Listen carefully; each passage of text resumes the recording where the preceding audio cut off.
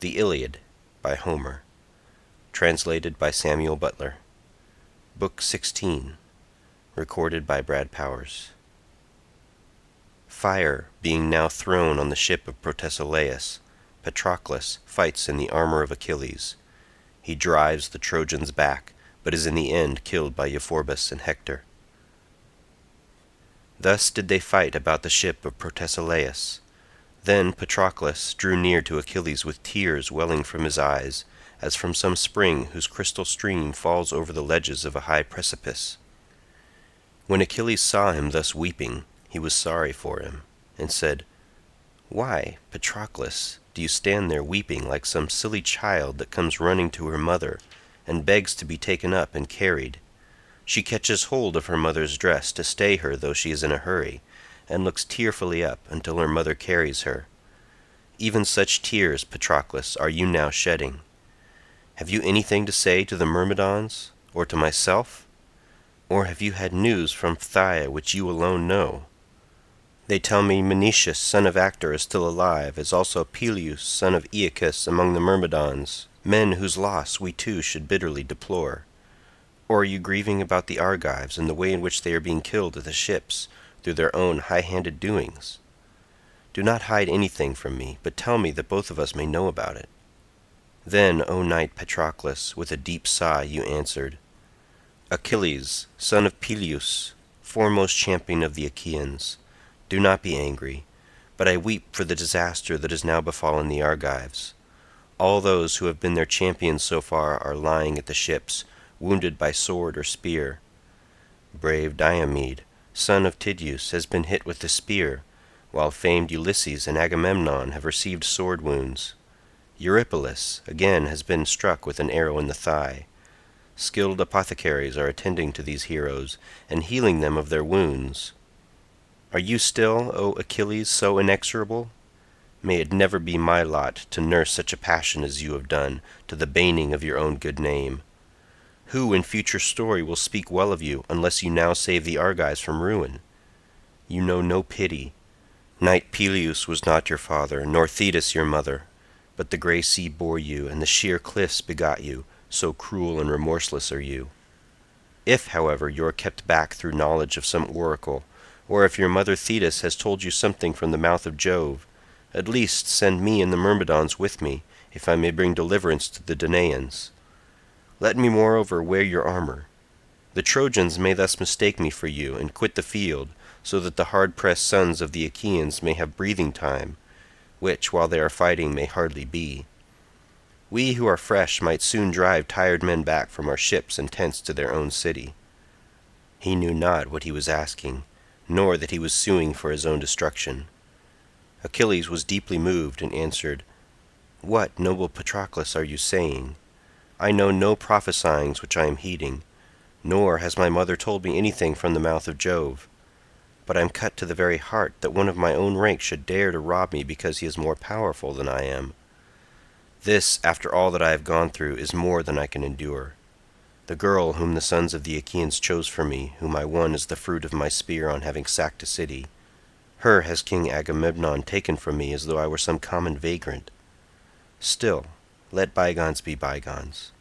No man may keep his anger forever. I said I would not relent till battle and the cry of war had reached my own ships. Nevertheless, now gird my armor about your shoulders, and lead the Myrmidons to battle, for the dark cloud of Trojans has burst furiously over our fleet. The Argives are driven back onto the beach, cooped within a narrow space, and the whole people of Troy has taken heart to sally out against them, because they see not the visor of my helmet gleaming near them. Had they seen this, there would not have been a creek nor grip that had not been filled with their dead as they fled back again. And so it would have been if only King Agamemnon had dealt fairly by me. As it is, the Trojans have beset our host.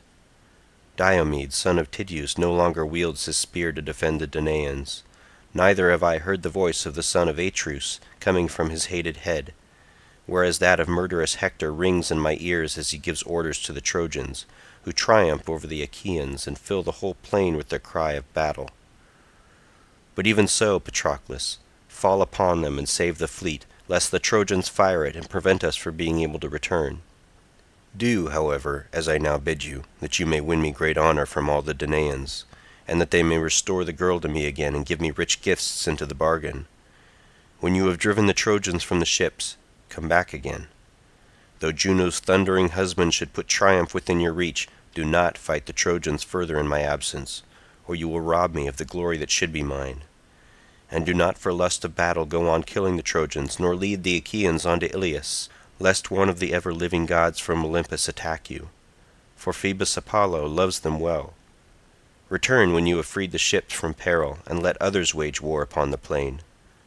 Would, by Father Jove, Minerva, and Apollo, that not a single man of all the Trojans might be left alive, nor yet of the Argives, but that we too might be alone left to tear aside the mantle that veils the brow of Troy. Thus did they converse, but Ajax could no longer hold his ground for the shower of darts that rained upon him. The will of Jove and the javelins of the Trojans were too much for him. The helmet that gleamed about his temples rang with the continuous clatter of the missiles that kept pouring onto it and onto the cheek-pieces that protected his face. Moreover, his left shoulder was tired with having held his shield so long. Yet for all this, let fly at him as they would, they could not make him give ground. He could hardly draw his breath, the sweat rained from every pore of his body. He had not a moment's respite, and on all sides he was beset by danger upon danger. And now tell me, O Muses, that hold your mansions on Olympus, how fire was thrown upon the ships of the Achaeans. Hector came close up and let drive with his great sword at the ashen spear of Ajax. He cut it clean in two just behind where the point was fastened onto the shaft of the spear. Ajax, therefore, had now nothing but a headless spear, while the bronze point flew some way off and came ringing down onto the ground. Ajax knew the hand of heaven in this, and was dismayed at seeing that Jove had now left him utterly defenseless, and was willing victory for the Trojans. Therefore he drew back, and the Trojans flung fire upon the ship, which was at once wrapped in flame. The fire was now flaring about the ship's stern, whereon Achilles smote his two thighs and said to Patroclus, "Up, noble knight, for I see the glare of hostile fire at your fleet. Up, lest they destroy our ships, and there be no way by which we may retreat. Gird on your armor at once while I call our people together." As he spoke, Patroclus put on his armor. First he greaved his legs with greaves of good make, and fitted with ankle clasps of silver. After this he donned the cuirass of the son of Aeacus, richly inlaid and studded. He hung his silver-studded sword of bronze about his shoulders, and then his mighty shield. On his comely head he set his helmet, well wrought, with a crest of horsehair that nodded menacingly above it. He grasped two redoubtable spears that suited his hands, but he did not take the spear of noble Achilles, so stout and strong, for none other of the Achaeans could wield it, though Achilles could do so easily. This was the ashen spear from Mount Pelion, which Chiron had cut upon a mountain top and had given to Peleus, wherewith to deal out death among heroes. He bade Automedon yoke his horses with all speed, for he was the man whom he held in honor next after Achilles, and on whose support in battle he could rely most firmly. Automedon therefore yoked the fleet horses Xanthus and Balius, steeds that could fly like the wind. These were they whom the harpy Podarge bore to the west wind, as she was grazing in a meadow by the waters of the river Oceanus. In the side traces he set the noble horse Pedasus, whom Achilles had brought away with him when he sacked the city of Iliad, and who, mortal steed though he was, could take his place along with those that were immortal. Meanwhile Achilles went about everywhere among the tents, and bade his Myrmidons put on their armor. Even as fierce ravening wolves that are feasting upon a homed stag which they have killed upon the mountains, and their jaws are red with blood, they go in a pack to lap water from the clear spring with their long thin tongues, and they reek of blood and slaughter. They know not what fear is, for it is hunger drives them. Even so did the leaders and counselors of the Myrmidons gather round the good squire of the fleet descendant of Aeacus, and among them stood Achilles himself, cheering on both men and horses. 50 ships had noble Achilles brought to Troy, and in each there was a crew of 50 oarsmen. Over these he set 5 captains whom he could trust, while he was himself commander over them all. Menestheus of the gleaming corslet, son to the river Spercheius, that streams from heaven, was captain of the first company. Fair Polydora, daughter of Peleus, bore him to ever-flowing Spercheius, a woman mated with a god, but he was called son of Boris, son of Perieres, with whom his mother was living as his wedded wife, and who gave great wealth to gain her. The second company was led by noble Eudorus, son to an unwedded woman. Polymele, daughter of Phyllis, the graceful dancer, bore him. The mighty slayer of Argos was enamored of her as he saw her among the singing women at a dance held in honor of Diana, the rushing huntress of the golden arrows. He therefore, Mercury, giver of all good, went with her into an upper chamber, and lay with her in secret, whereon she bore him a noble son, Eudorus, singularly fleet of foot and in fight valiant. When Ilithuia, goddess of the pains of childbirth, brought him to the light of day, and he saw the face of the sun, mighty Achilles, son of Actor, took the mother to wife, and gave great wealth to gain her. But her father, Phyllis, brought the child up and took care of him, doting as fondly upon him as though he were his own son. The third company was led by Pisander, son of Memulus, the finest spearman among all the Myrmidons, next to Achilles' own comrade Patroclus. The old knight Phoenix was captain of the fourth company, and Alcimedon, noble son of Laerceus of the fifth. When Achilles had chosen his men and had stationed them all with their captains, he charged them straitly, saying, Myrmidons, remember your threats against the Trojans while you were at the ships in the time of my anger, and you were all complaining of me. Cruel son of Peleus, you would say, your mother must have suckled you on gall, so ruthless are you. You keep us here at the ships against our will. If you are so relentless, it were better we went home over the sea.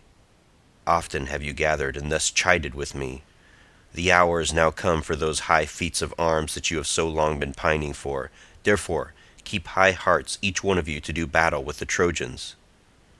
With these words he put heart and soul into them all, and they serried their companies yet more closely when they heard their king. As the stones which a builder sets in the wall of some high house which is to give shelter from the winds, even so closely were the helmets and bossed shields set against one another. Shield pressed on shield, helm on helm, and man on man. So close were they that the horsehair of plumes on the gleaming ridges of their helmets touched each other as they bent their heads. In front of them all 2 men put on their armor, Patroclus and Automedon, 2 men, with but one mind to lead the Myrmidons. Then Achilles went inside his tent and opened the lid of the strong chest which silver-footed Thetis had given him to take on board ship, and which she had filled with shirts, cloaks to keep out the cold, and good thick rugs.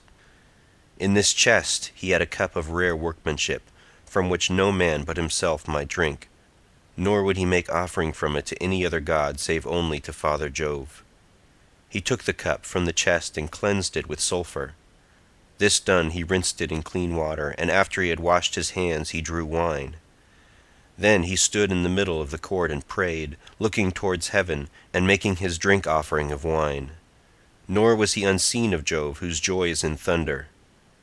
King Jove, he cried, Lord of Dodona, God of the Pelasgi, who dwellest afar, you who hold wintry Dodona in your sway, where your prophets, the Selli, dwell around you with their feet unwashed and their couches made upon the ground. If you heard me when I prayed to you aforetime, and did me honor while you sent disaster on the Achaeans, vouchsafe me now the fulfillment of yet this further prayer. I shall stay here where my ships are lying, but I shall send my comrade into battle at the head of many Myrmidons. Grant, O all-seeing Jove, that victory may go with him.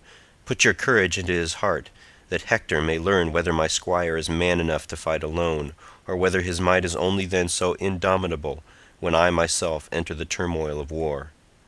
Afterwards, when he has chased the fight and the cry of battle from the ships, grant that he may return unharmed, with his armor and his comrades, fighters in close combat. Thus did he pray, and all counseling Jove heard his prayer. Part of it he did indeed vouchsafe him, but not the whole. He granted that Patroclus should thrust back war and battle from the ships, but refused to let him come safely out of the fight. When he had made his drink offering and had thus prayed, Achilles went inside his tent and put back the cup into his chest. Then he again came out, for he still loved to look upon the fierce fight that raged between the Trojans and the Achaeans. Meanwhile the armed band that was about Patroclus marched on till they sprang high in hope upon the Trojans. They came swarming out like wasps whose nests are by the roadside, and whom silly children love to tease, whereon anyone who happens to be passing may get stung. Or again, if a wayfarer going along the road vexes them by accident, every wasp will come flying out in a fury to defend his little ones. Even with such rage and courage did the Myrmidons swarm from their ships, and their cry of battle rose heavenwards. Patroclus called out to his men at the top of his voice, "Myrmidons, followers of Achilles, son of Peleus, be men, my friends, fight with might and with main, that we may win glory for the son of Peleus, who is far the foremost man at the ships of the Argives. He and his close fighting followers. The son of Atreus, King Agamemnon, will thus learn his folly in showing no respect to the bravest of the Achaeans." With these words he put heart and soul into them all, and they fell in a body upon the Trojans. The ships rang again with the cry which the Achaeans raised, and when the Trojans saw the brave son of Menoetius and his squire all gleaming in their armor, they were daunted, and their battalions were thrown into confusion, for they thought the fleet son of Peleus must now have put aside his anger, and have been reconciled to Agamemnon. Every one, therefore, looked round about to see whither he might fly for safety. Patroclus first aimed a spear into the middle of the press where men were packed most closely, by the stern of the ship of Protesilaus. He hit Pericles, who had led his Paeonian horsemen from the Amydon and the broad waters of the river Axius. The spear struck him on the right shoulder, and with a groan he fell backwards in the dust. On this his men were thrown into confusion, for, by killing their leader, who was the finest soldier among them, Patroclus struck panic into them all. He thus drove them from the ship and quenched the fire that was then blazing, leaving the half-burnt ship to lie where it was. The Trojans were now driven back with a shout that rent the skies, while the Danaans poured after them from their ships, shouting also without ceasing. As when Jove, gatherer of the thunderclouds, spreads a dense canopy on the top of some lofty mountain, and all the peaks, the jutting headlands, and forest glades show out in the great light that flashes from the bursting heavens. Even so, when the Danaans had now driven back the fire from their ships, they took breath for a little while. But the fury of the fight was not yet over, for the Trojans were not driven back in utter rout, but still gave battle, and were ousted from their ground only by sheer fighting. The fight then became more scattered, and the chieftains killed one another when and how they could. The valiant son of Menoetius first drove his spear into the thigh of Areilycus, just as he was turning round. The point went clean through and broke the bone so that he fell forward. Meanwhile Menelaus struck Thoas in the chest, where it was exposed near the rim of his shield, and he fell dead. The son of Phyleus saw Amphiclus about to attack him, and ere he could do so, took aim at the upper part of his thigh, where the muscles are thicker than in any other part. The spear tore through all the sinews of the leg, and his eyes were closed in darkness. Of the sons of Nestor, one, Antilochus, speared Antimnius, driving the point of the spear through his throat, and down he fell. Maris then sprang on Antilochus in hand-to-hand fight to avenge his brother, and bestrode the body-spear in hand. But valiant Thrasymedes was too quick for him, and in a moment had struck him in the shoulder ere he could deal his blow. His aim was true, and the spear severed all the muscles at the root of his arm, and tore them right down to the bone. So he fell heavily to the ground, and his eyes were closed in darkness. Thus did these two noble comrades of Sarpedon go down to Erebus, slain by the two sons of Nestor. They were the warrior sons of Amicidorus, who had reared the invincible Chimera to the bane of many. Ajax, son of Oileus, sprang on Cleobulus and took him alive as he was entangled in the crush. But he killed him then and there by a sword blow on the neck. The sword reeked with his blood, while dark death and the strong hand of fate gripped him and closed his eyes. Peneleus and Lycon now met in close fight, for they had missed each other with their spears. They had both thrown without effect, so now they drew their swords. Lycon struck the plumed crest of Peneleus' helmet, but his sword broke at the hilt, while Peneleus smote Lycon on the neck under the ear. The blade sank so deep that the head was held on by nothing but the skin, and there was no more life left in him. Meriones gave chase to Acamas on foot and caught him up just as he was about to mount his chariot. He drove a spear through his right shoulder so that he fell headlong from the car, and his eyes were closed in darkness. Idomeneus speared Aramis in the mouth. The bronze point of the spear went clean through it beneath the brain, crashing in among the white bones and smashing them up. His teeth were all of them knocked out, and the blood came gushing in a stream from both his eyes. It also came gurgling up from his mouth and nostrils, and the darkness of death enfolded him round about. Thus did these chieftains of the Danaans each of them kill his man, as ravening wolves seize on kids or lambs, fastening on them when they are alone on the hillsides and have strayed from the main flock through the carelessness of the shepherd. And when the wolves see this, they pounce upon them at once because they cannot defend themselves. Even so did the Danaans now fall on the Trojans, who fled with ill-omened cries in their panic, and had no more fight left in them. Meanwhile great Ajax kept on trying to drive a spear into Hector, but Hector was so skilful that he held his broad shoulders well under cover of his ox-hide shield, ever on the lookout for the whizzing of the arrows and the heavy thud of the spears. He well knew that the fortunes of the day had changed, but still stood his ground and tried to protect his comrades. As when a cloud goes up into heaven from Olympus, rising out of a clear sky when Jove is brewing a gale, even with such panic-stricken rout did the Trojans now fly, and there was no order in their going. Hector's fleet horses bore him and his armor out of the fight, and he left the Trojan host penned in by the deep trench against their will. Many a yoke of horses snapped the pole of their chariots in the trench, and left their master's car behind them. Patroclus gave chase, calling impetuously on the Danaans and full of fury against the Trojans, who, being now no longer in a body, filled all the ways with their cries of panic and rout. The air was darkened with the clouds of dust they raised, and the horses strained every nerve in their flight from the tents and ships towards the city. Patroclus kept on heading his horses wherever he saw most men flying in confusion, cheering on his men the while. Chariots were being smashed in all directions, and many a man came tumbling down from his own car to fall beneath the wheels of that of Patroclus, whose immortal steeds, given by the gods to Peleus, sprang over the trench at a bound as they sped onward. He was intent on trying to get near Hector, for he had set his heart on spearing him, but Hector's horses were now hurrying him away.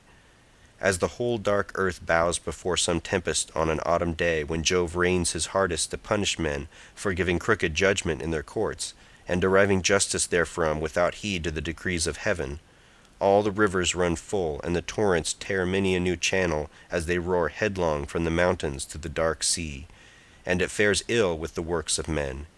Even such was the stress and strain of the Trojan horses in their flight. Patroclus now cut off the battalions that were nearest to him and drove them back to the ships. They were doing their best to reach the city, but he would not let them, and bore down on them between the river and the ships and wall. Many a fallen comrade did he then avenge. First he hit Pronous with a spear on the chest where it was exposed near the rim of his shield, and he fell heavily to the ground. Next he sprang on Thestor, son of Enops, who was sitting all huddled up in his chariot, for he had lost his head, and the reins had been torn out of his hands. Patroclus went up to him and drove a spear into his right jaw. He thus hooked him by the teeth, and the spear pulled him over the rim of his car, as one who sits at the end of some jutting rock and draws a strong fish out of the sea with a hook and a line. Even so with his spear did he pull Thestor all gaping from his chariot. He then threw him down on his face, and he died while falling.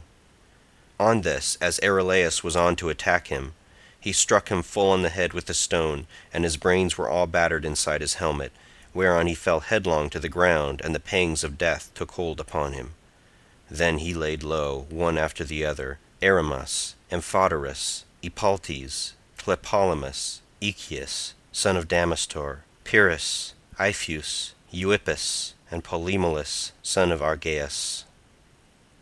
Now when Sarpedon saw his comrades, men who wore ungirdled tunics, being overcome by Patroclus, son of Menoetius, he rebuked the Lycians, saying, "Shame on you! Where are you flying to? Show your mettle. I will myself meet this man in fight, and learn who it is that is so masterful. He has done us much hurt, and has stretched many a brave man upon the ground." He sprang from his chariot as he spoke, and Patroclus, when he saw this, leaped onto the ground also. The two then rushed at one another with loud cries like eagle-beaked, crook-taloned vultures that scream and tear at one another in some high mountain fastness. The son of scheming Saturn looked down upon them in pity and said to Juno, who was his wife and sister, "Alas, that it should be the lot of Sarpedon, whom I love so dearly, to perish by the hand of Patroclus. I am in two minds whether to catch him up out of the fight, and set him down safe and sound in the fertile land of Lycia, or to let him now fall by the hand of the son of Menoetius." And Juno answered, "Most dread son of Saturn, what is this that you are saying? Would you snatch a mortal man, whose doom has long been fated, out of the jaws of death? Do as you will, but we shall not all of us be of your mind. I say further, and lay my saying to your heart, that if you send Sarpedon safely to his own home, some other of the gods will be also wanting to escort his son out of battle, for there are many sons of gods fighting round the city of Troy, and you will make every one jealous. If, however, you are fond of him and pity him, let him indeed fall by the hand of Patroclus, but as soon as the life is gone out of him, send death and sweet sleep to bear him off the field, and take him to the broad lands of Lycia, where his brothers and his kinsmen will bury him with mound and pillar, in due honor to the dead." The sire of gods and men assented, but he shed a rain of blood upon the earth in honor of his son, whom Patroclus was about to kill on the rich plain of Troy, far from his home. When they were now come close to one another, Patroclus struck Thrasydemus, the brave squire of Sarpedon, in the lower part of the belly, and killed him. Sarpedon then aimed a spear at Patroclus, and missed him, but he struck the horse Pedasus in the right shoulder, and it screamed aloud as it lay, groaning in the dust, until the life went out of it. The other two horses began to plunge. The pole of the chariot cracked, and they got entangled in the reins, through the fall of the horse that was yoked along with them. But Automedon knew what to do. Without the loss of a moment, he drew the keen blade that hung by his sturdy thigh, and cut the third horse adrift. Whereon the other two righted themselves, and pulling hard at the reins again, went together into battle. Sarpedon now took a second aim at Patroclus, and again missed him. The point of the spear passed over his left shoulder without hitting him. Patroclus then aimed in his turn, and the spear sped not from his hand in vain, for he hit Sarpedon just where the midriff surrounds the ever-beating heart. He fell like some oak or silver poplar, or tall pine to which woodmen have laid their axes upon the mountains to make timber for shipbuilding. Even so did he lie stretched at full length in front of his chariot and horses, moaning and clutching at the blood-stained dust. As when a lion springs with a bound upon a herd of cattle, and fastens on a great black bull which dies bellowing in its clutches, even so did the leader of the Lycian warriors struggle in death as he fell by the hand of Patroclus. He called on his trusty comrade and said, "Glaucus, my brother, hero among heroes, put forth all your strength, fight with might and main, now, if ever, quit yourself like a valiant soldier. First go about among the Lycian captains, and bid them fight for Sarpedon. Then yourself also do battle to save my armor from being taken.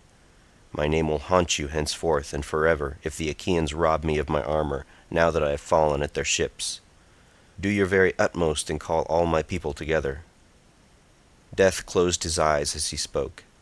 Patroclus planted his heel on his breast, and drew the spear from his body, whereon his senses came out along with it, and he drew out both spear-point and Sarpedon's soul at the same time. Hard by the Myrmidons held his snorting steeds, who were wild with panic at finding themselves deserted by their lords. Glaucus was overcome with grief when he heard what Sarpedon said, for he could not help him. He had to support his arm with his other hand, being in great pain through the wound which Teucer's arrow had given him when Teucer was defending the wall as he, Glaucus, was assailing it. Therefore he prayed to far-darting Apollo, saying, "Hear me, O king, from your seat, may be in the rich land of Lycia, or may be in Troy, for in all places you can hear the prayer of one who is in distress, as I now am. I have a grievous wound, my hand is aching with pain, there is no staunching the blood, and my whole arm drags by reason of my hurt, so that I cannot grasp my sword, nor go among my foes and fight them. Thou art prince, Jove's son Sarpedon is slain. Jove defended not his son. Do you, therefore, O king, heal me of my wound, ease my pain, and grant me strength both to cheer on the Lycians, and to fight along with them round the body of him who is fallen?" Thus did he pray, and Apollo heard his prayer. He eased his pain, staunched the black blood from the wound, and gave him new strength. Glaucus perceived this, and was thankful that the mighty god had answered his prayer. Forthwith, therefore, he went among the Lycian captains, and bade them come to fight about the body of Sarpedon. From these he strode on among the Trojans to Polydamas, son of Panthoas, and Agenor. He then went on in search of Aeneas and Hector, and when he had found them, he said, "Hector, you have utterly forgotten your allies, who languish here for your sake, far from friends and home, while you do nothing to support them. Sarpedon, leader of the Lycian warriors, has fallen, he who was at once the right and might of Lycia. Mars has laid him low by the spear of Patroclus. Stand by him, my friends, and suffer not the Myrmidons to strip him of his armor, nor to treat his body with contumely and revenge for all the Danaans whom we have speared at the ships." As he spoke, the Trojans were plunged in extreme and ungovernable grief, for Sarpedon, alien though he was, had been one of the mainstays of their city, both as having much people with him, and himself the foremost among them all. Led by Hector, who was infuriated by the fall of Sarpedon, they made instantly for the Danaans with all their might, while the undaunted spirit of Patroclus, son of Menoetius, cheered on the Achaeans. First he spoke to the two Ajaxes, men who needed no bidding. "Ajaxes," said he, "may it now please you to show yourselves the men who have always been, or even better. Sarpedon is fallen, he who was first to overleap the wall of the Achaeans. Let us take the body and outrage it. Let us strip the armor from his shoulders, and kill his comrades if they try to rescue his body." He spoke to men who of themselves were full eager. Both sides, therefore, the Trojans and Lycians on the one hand, and the Myrmidons and Achaeans on the other, strengthened their battalions and fought desperately about the body of Sarpedon, shouting fiercely the while. Mighty was the din of their armor as they came together, and Jove shed a thick darkness over the fight, to increase the toil of the battle over the body of his son. At first the Trojans made some headway against the Achaeans, for one of the best men among the Myrmidons was killed, Epeigeus, son of noble Achilles, who had erewhile been king in the good city of Budium. But presently, having killed a valiant kinsman of his own, he took refuge with Peleus and Thetis, who sent him to Ilias, the land of noble steeds, to fight the Trojans under Achilles. Hector now struck him on the head with a stone, just as he had caught hold of the body, and his brains inside his helmet were all battered in, so that he fell face foremost upon the body of Sarpedon, and there died. Patroclus was enraged by the death of his comrade, and sped through the front ranks as swiftly as a hawk that swoops down on a flock of daws or starlings. Even so swiftly, O noble knight Patroclus, did you make straight for the Lycians and Trojans to avenge your comrade. Forthwith he struck Sthenelaus the son of Ethemenes on the neck with a stone, and broke the tendons that join it to the head and spine. On this Hector and the front rank of his men gave ground. As far as a man can throw a javelin when competing for some prize, or even in battle, so far did the Trojans now retreat before the Achaeans. Glaucus, captain of the Lycians, was the first to rally them, by killing Patroclus, son of Chalcon, who lived in Hellas and was the richest man among the Myrmidons.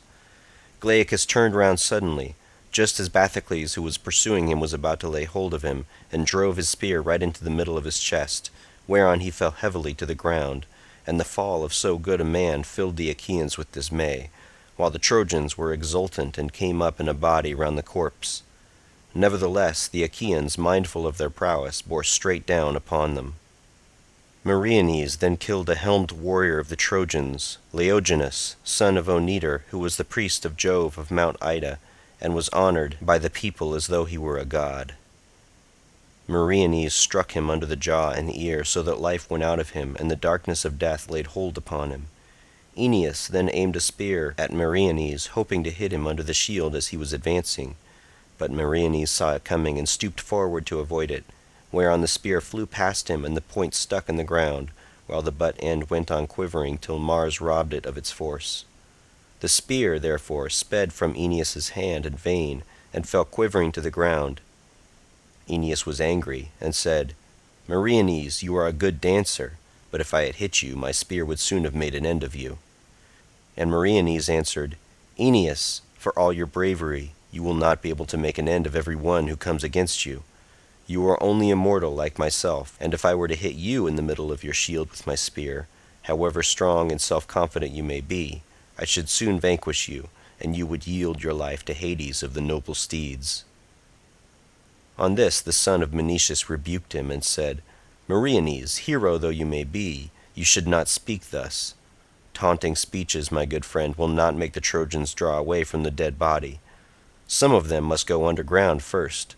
Blows for battle, and words for counsel. Fight, therefore, and say nothing." He led the way as he spoke, and the hero went forward with him. As the sound of woodcutters in some forest glade upon the mountains, and the thud of their axes is heard afar, even such a din now rose from earth-clash of bronze armor and of good ox-hide shields, as men smote each other with their swords and spears pointed at both ends. A man had need of good eyesight now to know Sarpedon, so covered was he from head to foot with spears and blood and dust. Men swarmed about the body as flies that buzz around the full milk pails in spring when they are brimming with milk. Even so did they gather round Sarpedon. Nor did Jove turn his keen eyes away for one moment from the fight, but kept looking at it all the time, for he was settling how best to kill Patroclus, and considering whether Hector should be allowed to end him now in the fight round the body of Sarpedon, and strip him of his armor, or whether he should let him give yet further trouble to the Trojans. In the end he deemed it best that the brave squire of Achilles, son of Peleus, should drive Hector and the Trojans back towards the city and take the lives of many. First, therefore, he made Hector turn faint-hearted, whereon he mounted his chariot and fled, bidding the other Trojans fly also, for he saw that the scales of Jove had turned against him. Neither would the brave Lycians stand firm. They were dismayed when they saw their king lying struck to the heart amid a heap of corpses. For when the son of Saturn made the fight wax hot, many had fallen above him. The Achaeans therefore stripped the gleaming armor from his shoulders, and the brave son of Menoetius gave it to his men to take to the ships. Then Jove, lord of the storm cloud, said to Apollo, "Dear Phoebus, go, I pray you, and take Sarpedon out of range of the weapons. Cleanse the black blood from off him, and then bear him a long way off, where you may wash him in the river, anoint him with ambrosia, and clothe him in immortal raiment. This done, commit him to the arms of the two fleet messengers, Death and Sleep, who will carry him straightway to the rich land of Lycia, where his brothers and kinsmen will inter him, and will raise both mound and pillar to his memory in due honor to the dead." Thus he spoke. Apollo obeyed his father's saying, and came down from the heights of Ida into the thick of the fight. Forthwith he took Sarpedon out of range of the weapons, and then bore him a long way off, where he washed him in the river, anointed him with ambrosia, and clothed him in immortal raiment. This done, he committed him to the arms of the two fleet messengers, Death and Sleep, who presently set him down in the rich land of Lycia.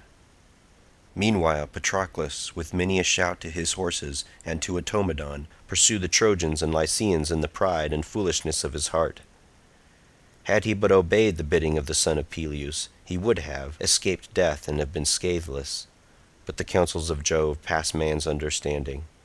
He will put even a brave man to flight and snatch victory from his grasp, or again he will set him on to fight, as he now did when he put a high spirit into the heart of Patroclus. Who then first and who last was slain by you, O Patroclus, when the gods had now called you to meet your doom? First Adrestus, Autonous, Achilles, Paramus the son of Megas, Epistor, and Melanippus. After these he killed Elysus, Mulius, and Pylartes. These he slew, but the rest saved themselves by flight. The sons of the Achaeans would now have taken Troy by the hands of Patroclus, for his spear flew in all directions, had not Phoebus Apollo taken his stand upon the wall to defeat his purpose and to aid the Trojans. Thrice did Patroclus charge at an angle of the high wall, and thrice did Apollo beat him back, striking his shield with his own immortal hands.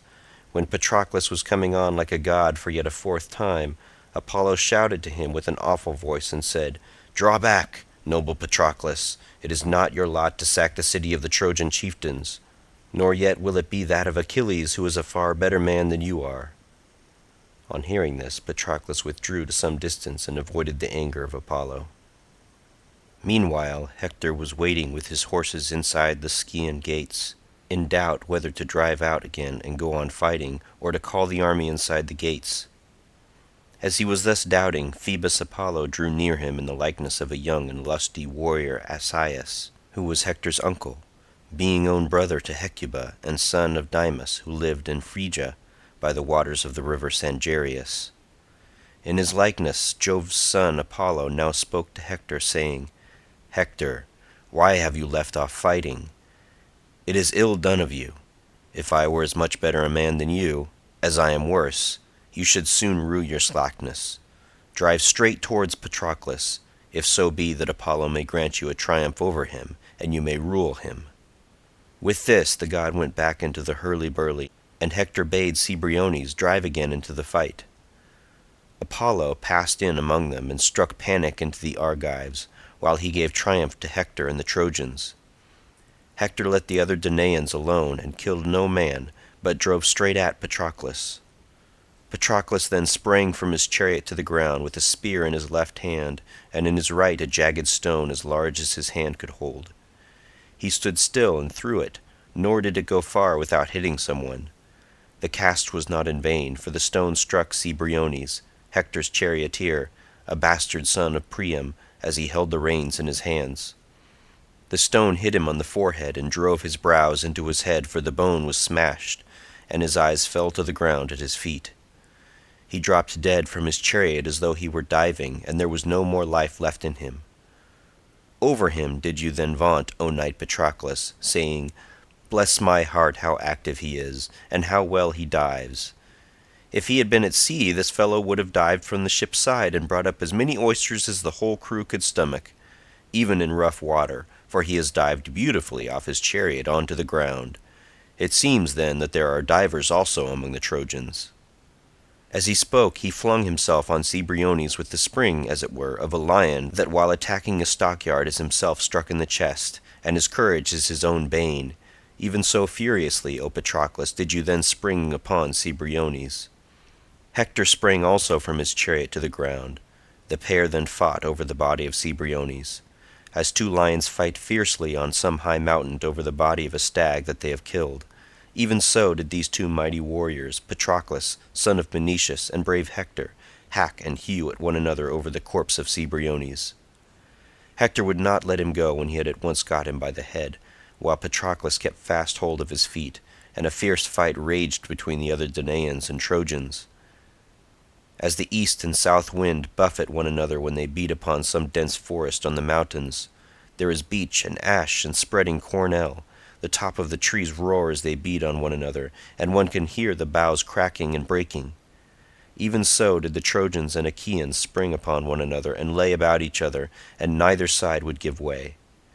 Many a pointed spear fell to the ground, and many a winged arrow sped from its bowstring about the body of Cebriones. Many a great stone, moreover, beat on many a shield as they fought around his body, but there he lay in the whirling clouds of dust, all huge and hugely, heedless of his driving now.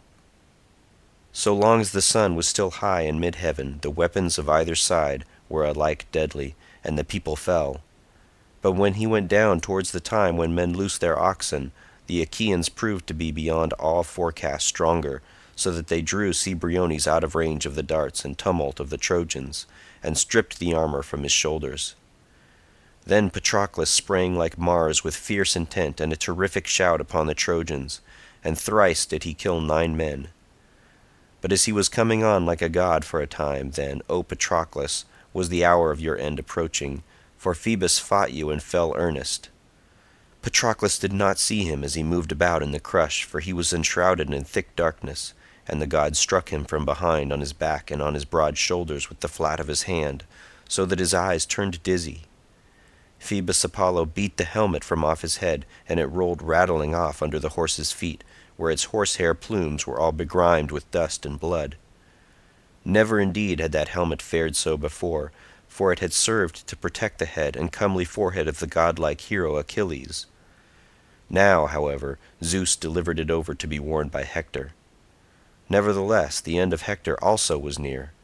The bronze-shod spear, so great and so strong, was broken in the hand of Patroclus, while his shield that covered him from head to foot fell to the ground, as did also the band that held it, and Apollo undid the fastenings of his corslet. On this his mind became clouded. His limbs failed him, and he stood as one dazed.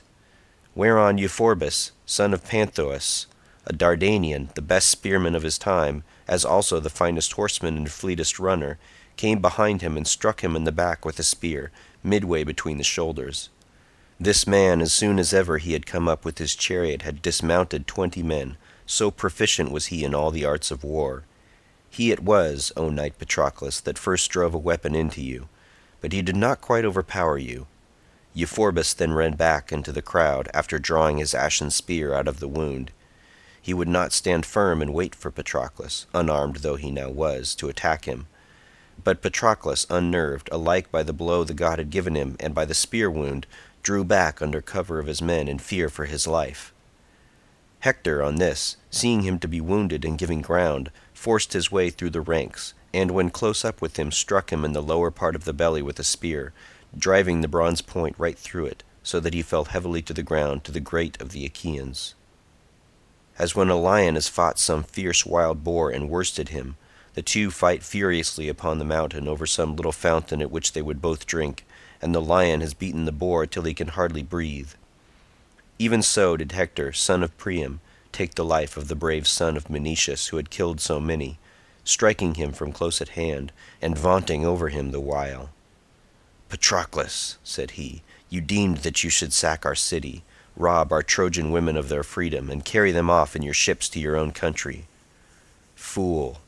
Hector and his fleet horses were ever straining their utmost to defend them. I am foremost of all the Trojan warriors to stave the day of bondage from off them. As for you, vultures shall devour you here.